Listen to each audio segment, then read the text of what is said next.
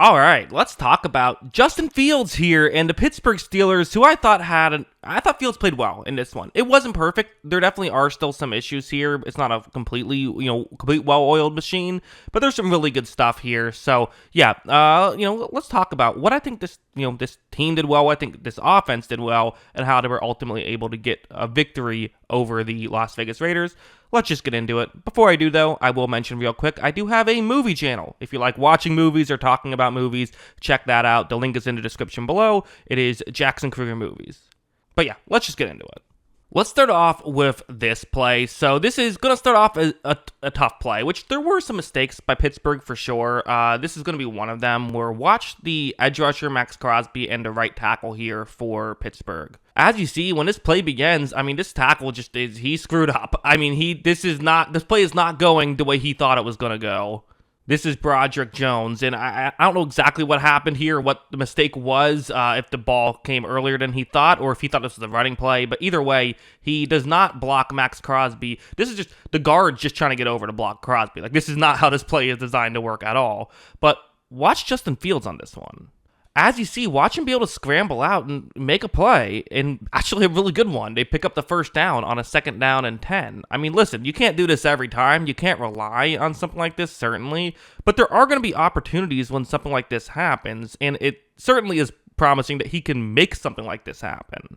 Again, maybe not something to rely on, but something that works here for the Pittsburgh Steelers. And then also this play, where it's going to be kind of a bit in that vein, but different, where it's a 3rd down and 12. And third downs, there's a reason why the most sacks happen on 3rd downs, and it's because the quarterback holds on to the ball longer on 3rd downs, right? Usually you're going to want to make sure something happens. You're going to be more willing to hold on to that ball for a little bit longer.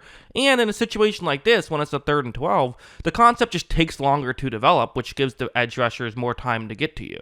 So watch, when Fields takes the snap, you're going to see pressure up the middle, actually, so that's an issue. The route you saw on the screen is getting open right here, but can Fields get over and make the play is the question. However, watch him scramble outside the pocket, makes this off-balance throw. That was not an easy play, not a wide open window either, but he makes it work, and they're able to pick up a nice completion right there. So again, it's the giving you stuff more than what the offense can generate. The offense generates a certain amount of opportunities, and you want to be able to hit those opportunities, but also when the offense isn't able to generate opportunities, still being able to make a play.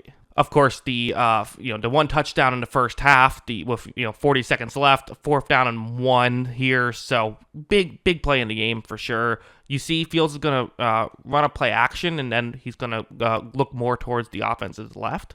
As you see for the Raiders, got to give them credit. They have this covered. If it was a handoff, they would have had that covered, and down the field, they have this covered as well. The one issue is, and this is one thing you could definitely put some criticism on the Raiders for, you have to be aware of Justin Fields, because you see him looking up, there's no one in that direction. And again, watch him be able to scramble up and get into the end zone for a touchdown. And listen, this is just what Fields does. Yes, he's not maybe the cleanest quarterback, and there's other guys who are going to give you more consistency, but he is someone who plays are never really dead until they're finally dead. There's always an opportunity. And as an offensive coordinator, I have to imagine you love something like this if you're Arthur Smith, a situation where you call a play that you think is going to work. It doesn't. The defense is all over it, and you're still able to get a touchdown. That's just good stuff from Fields. Now, it was not all perfect. There was, for example, this play, which is a 3rd down and 4 situation. And on paper, this is definitely a route Fields should look towards. This route can definitely get into a gap in coverage over the middle. Watch as when Fields takes the snap, he's going to look and fire. And, you can just see it right now. This is not when he should be making this throw. There's the Raiders player right over the middle, and it's not one of those situations where he just misread the coverage, I don't think. This is the coverage. This is what you should be paying attention to. This is the throw you should make against this coverage, just either earlier or later in the play. Because of this gets intercepted. Now, this is called back due to a roughing the passer penalty, so get a break there. It was, he wasn't getting roughed as he made this throw. It was after he made the throw is when he got roughed. So not a great job there by Fields. Certainly fair to say, bad play there.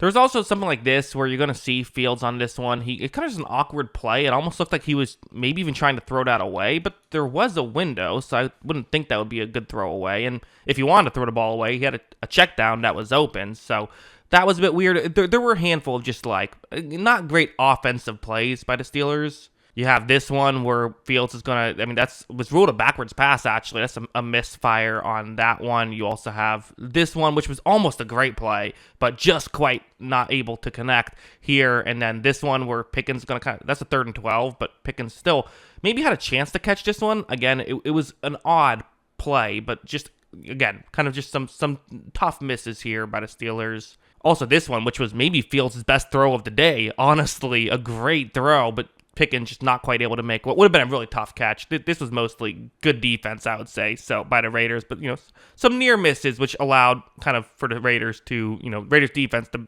have some success here, at least in the early going. And then going over here, another guy I got to give a shout out is a guy who oftentimes when he's getting shouted out over the past few years has been for the negative reasons, but Arthur Smith, I thought had some really good play calls in this one and really was able to fool the Raiders. Perhaps no better example than this play where it's going to be a fake pitch to the right side of the screen. Fields is going to keep it himself, and they also have multiple offensive linemen who are going to go out and block in front of Fields towards the offense's left. When this play begins, I mean, you look right here, and Nate Hobbs, that's the player I've circled right now for the Raiders. Got to give him credit. He realized what's happening. He is the only guy here who is aware of what's going on right now. Unfortunately for him, he's got to think, guys, hey, can I get some help here? I have 2 offensive linemen on me now, and I'm a corner. He actually manages to step by them, but then can't make a tackle on Fields because Fields is a hard guy to bring down. And the Steelers are able to get the touchdown there. Very funny in a sense, but really good stuff here by the Pittsburgh Steelers. And this is just what you like to see if you're a Steelers fan. Is this, being able to consistently move the ball down the field. Yes, there are going to be some mistakes. It's going to happen, but you just hope the good outweighs the bad with Fields, and that's what's happening again in this one. He's not going to play 17 great games of football. He's just not. I didn't think he played great last week. It is what it is. But you're getting more positives than negatives. So in a situation where maybe after back-to-back losses, Russell Wilson is healthy, you could have maybe started to think, do we make a shift if he had a poor game? I think as a whole, this was a good game by Fields, and certainly no reason to think that you have to, make a change. But yeah, that's what I think about all this. What do you think? Let me know in the comments below. What were your thoughts on Fields and his performance? Always love hearing from you. And of course, as always, thanks for watching.